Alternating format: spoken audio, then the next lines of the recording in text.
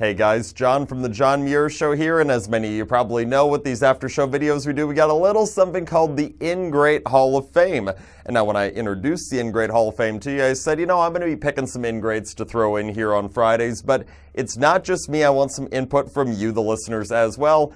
Well, this week, fortunately, I do have a listener nomination for the In-Great Hall of Fame to bring you. It actually comes... We aren't just in Wisconsin, folks. This show is going nationwide. It comes from Bonita Springs, Florida. We have our friend Vicky writing in, and Vicky wants to go ahead and nominate a Hollywood celebrity who gets very vocal in the political front. That would be one Barbra Streisand. Vicky writes that Barbra Streisand wants to keep the borders open, referring to the U.S.'s southern border in specific. Great, but she also wants to privatize the beach in front of her oceanfront property. Let's have all the illegals land in front of her beach for the day and see how that goes.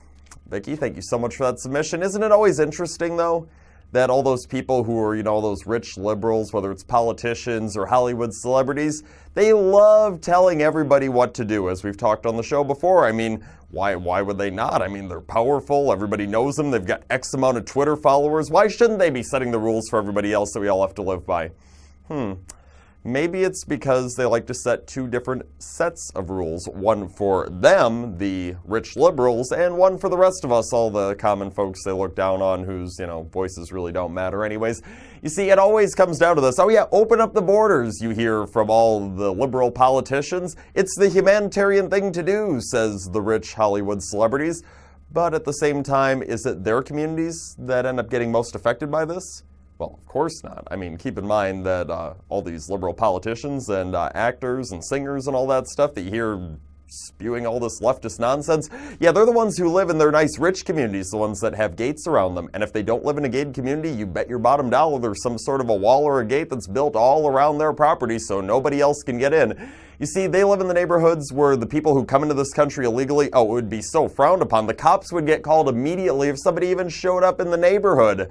But does it matter if some of those same people, the ones that these rich liberals would call the cops on for just even showing their face, is it all right if they go into, let's say your community or my community? Oh, of course it is, because they don't have to deal with the problems that come with it. They don't have to deal with the crime that comes into our country, into our communities, largely minority communities, when you just open up the borders and you don't actually vet people. You see, the economic impact that comes of having all these illegals come into the country, which are collectively, contrary to what liberals say, a collective burden to the American economy, yeah, that gets spread all over everybody, and it ends up being the majority of just you and me, the average American taxpayer, who has to pay for these people's health care who are here illegally, who has to pay for these illegals' children to go to our schools, all that stuff.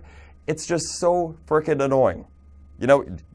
Great. You've got a lot of money. You've got a lot of power. You've got a lot of influence on social media, whatever the case may be for these liberals. But at the same time, that does not give you the right to go telling the rest of us how you're so much more morally superior to us and about how we need to live our lives and be better just like you because you're just a bunch of phony hypocrites in the entire first place. We don't want to be anything like you.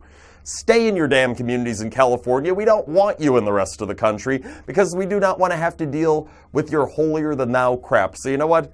Because you cannot appreciate that there are honest, hardworking people that are trying to make a living throughout the community, your Barbra Streisands of the world, you rich liberals who just look down on us, that think we're a bunch of peasants, because you can't appreciate the fact that we actually work for our dollar, that we have to live in some cases paycheck to paycheck, that we don't just have an endless amount of money to throw around as you do, and when that money gets taken from us, it actually does hurt, because that money gets taken to fund your illegals that you want in this country.